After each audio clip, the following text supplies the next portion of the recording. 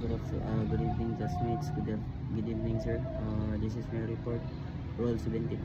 Role 75 is the Philippine security industry and the international community. Now, let's proceed to Section 381. Section 381 is a social and international security industry. Social is a personnel shall be abreast with the development and standard security industry in the international community through attendance and participation of seminar, trainings, conferences, and other activities. Now, Section 381 is the implementing rules for the Republic Act, Article number 11917, which is governed under the private security industry in the Philippines. Address the role of function of the supervisory office for security. Meaning sa SOSIA is supervisory office of security and investigation agency within the PNP, means Philippine National Police. This is a section of the likely outlines of SOSIA responsibilities. Mga trabaho sa SOSIA, sila ang naga-license, naga-training o naga-regulating sa mga private security or mga specific specificity their relation to the broader international security industry by ensuring the compliance and national international standard. Muna ang section 381. Now let's proceed to section 382. Section 382 is collaboration with the international security organizations. SOSIA and personnel shall be encouraged and assigned by the PNP to collaborate with the international security organization. Now, Section 382 is recognize the growing need to global cooperation addressing modern sa mga security challenges. Naga-mandate sila sa PNP o naga-encourage sila, naga-support sila sa SOSIA na i-enhance to engineering sa international security organization, para matabangan sila to ma-improve sa standard na capability o global integration sa Pilipinas sa mga private sector. Now, ang kaning SOSIA meaning ani is supervisory office of security investigation. Muna sila ang personnel shall be encouraged to assist by the PNP para mo join, tapos para ma-collaborate o international security organization. Now,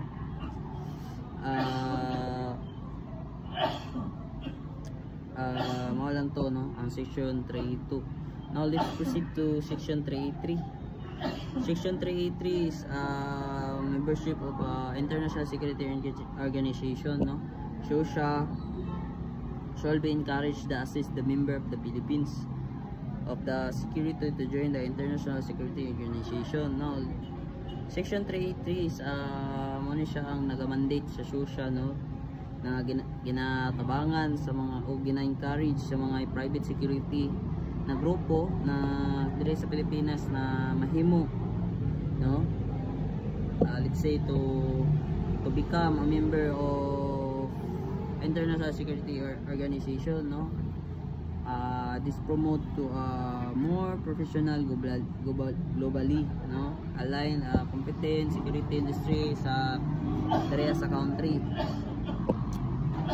SOSIA supervisory office of for the security investigation agency, a government of office that oversees the security industry, task of promoting international engagement with promoting the international engagement. It will support the encourage, no? Gina-support at gina-encourage sila sa mga gina-support o gina-encourage ang mga private security, no, na providers, agency, professionals diri sa Pilipinas para ma-member sa International Security Organization. There's an international organization can include the professional group and standards, the sitting bodies, no, the training of certificate entities of abroad. Muna to ang section 383, no. Let's proceed to section 384. Section 384 is the Rule 76. Rule 76. Now let's proceed to Rule 76, no. Rule 76 is a transitory of provisions, no. Now let's proceed to section 384. 384 is a crafting program of instruction for various courses within a period of 6 months, no. We call the SSTB, no. Shall be convinced and craft the various of the program of instruction. Meaning is PIOs, no, sila. Then necessary for the meaning implement of the IRR of this IRR, no. Now section Rule 76, section 384, no. Section 384 is a crafting program, so it's, of the instruction of the various courses of probation within a period of 6 months. This is SSTB, no. Now what's the meaning of SSTB, no? SSTB is standard settings at a training board. Sila ang naga-create sa body, no, create the body that develop the standards at the training and security industry. Now program instruction of POIs, no, necessary for the implement of this IRR. Now sa meaning sa POIs, muna sila program of instructions, no. Sila ang naga-instructed sa mga lesson plan or sa mga curricula, sa training, sa mga courses. Now ano sa meaning sa IRR, no? Meaning sa IRR is implement the rule, no. Implement the rules outline of the IRR. IRR is a meaning is IRR is implementing rules and regulations. Now kaning is STB is standard settings and training board. Kung ganyan sila nag-create sa develop o standards sa training sa mga security industry, which is ang kaning POI sila ang nag-instructed sa mga lesson plan or the circular for the training courses, which is ang kaning IRR sila ang kaning trabaho sa IRR is sila ang kauban na sila sa POI, sila na necessary implement sa rules sa outline, no, sa mga related sa law or sa mga program.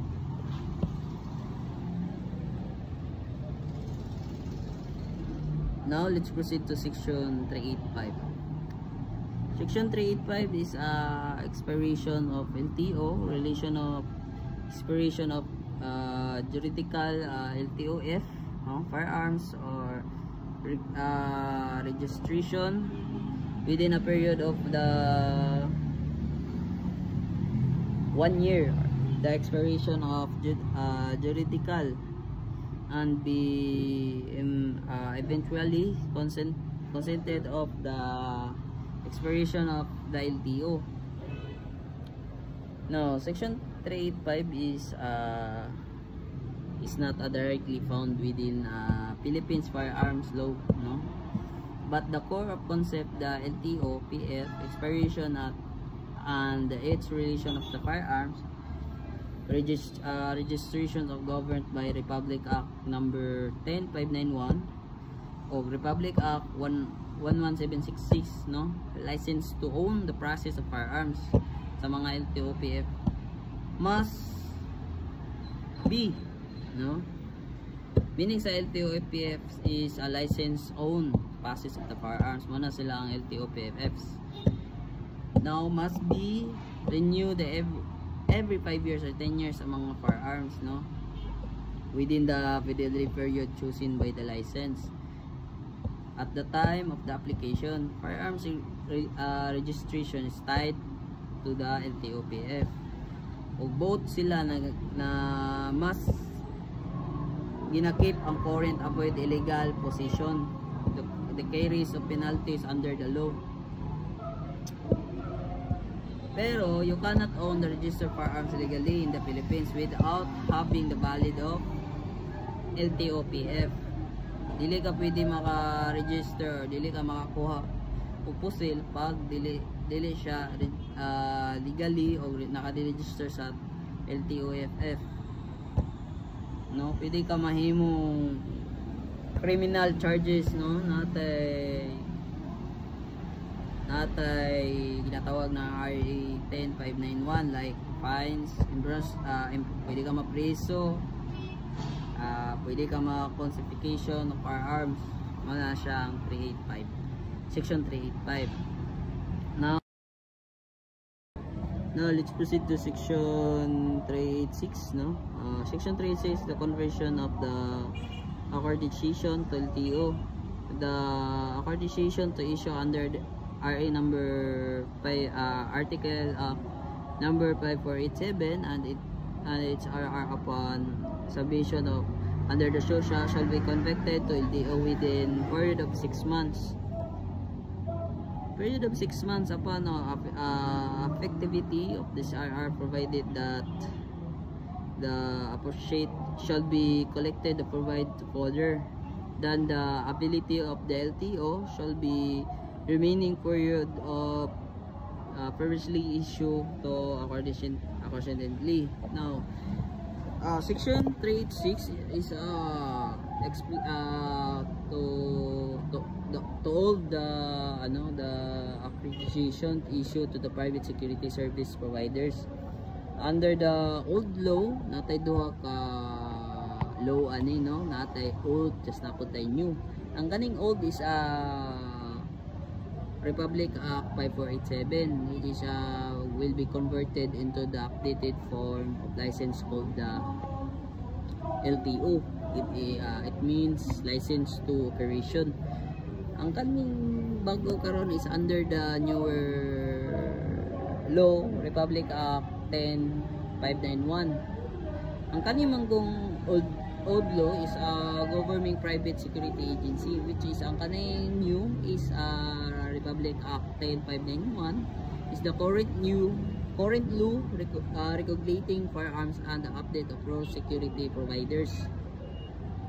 Now, ensure that the social private security service providers of operation under the same updated legal framework.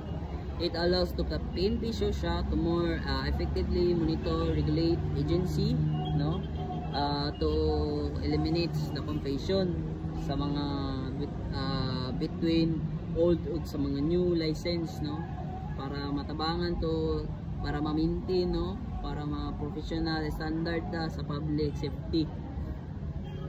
Muna section 386, no, section 386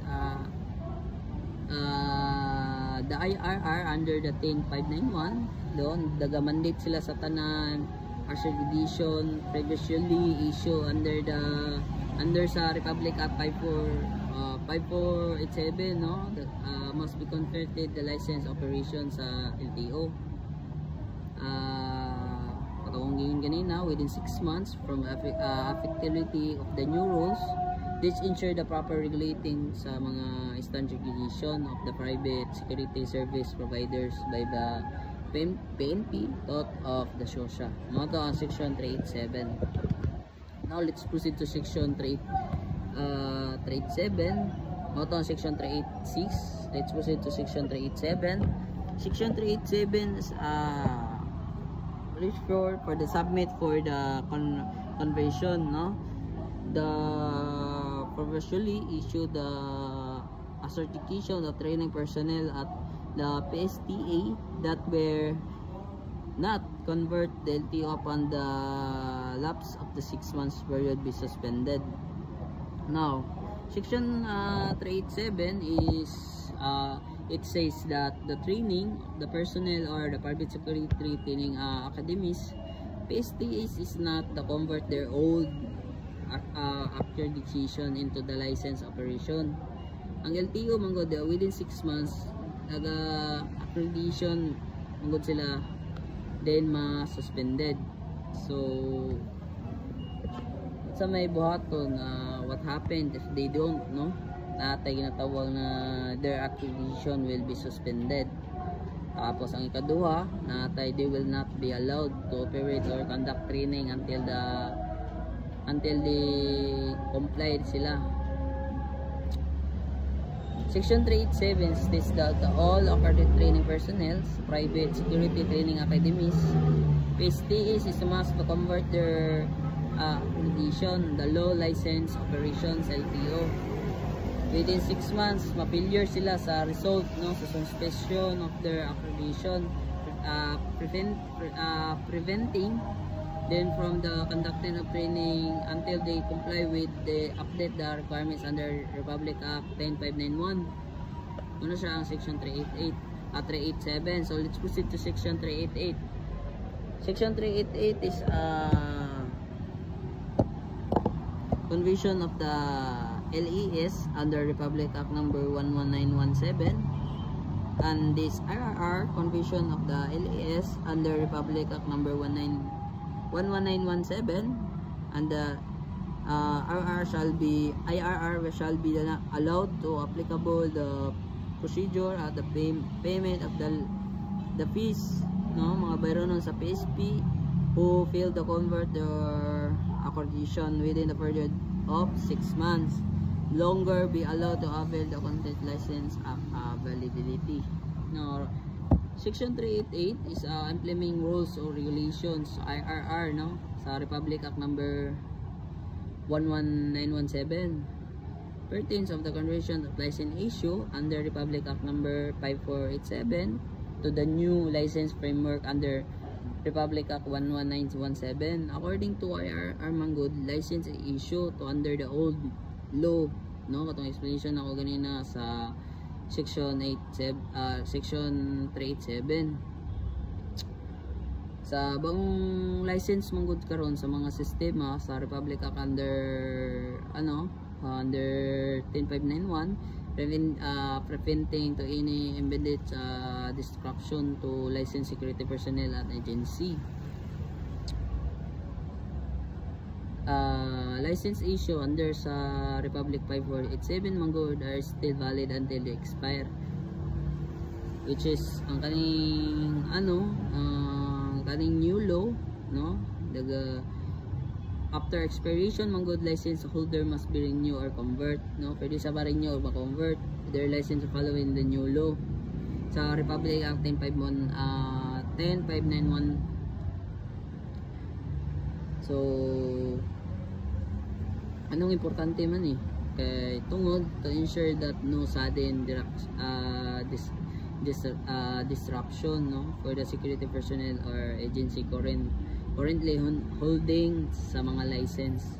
Now let's proceed to Section 390. Section 390 is Section 390 is a physical inventory upon effectability of the IRR upon the effectivity of the IRR. The PNP touch the social it's authorized. The representative shall be inspect the exam of the physical firearms regulation of PSTA for license PSA, CGEs, and GS to convert the inspection examination of physical inventory shall be periodically of requirements for the license monitoring process of the investigation of the case. B.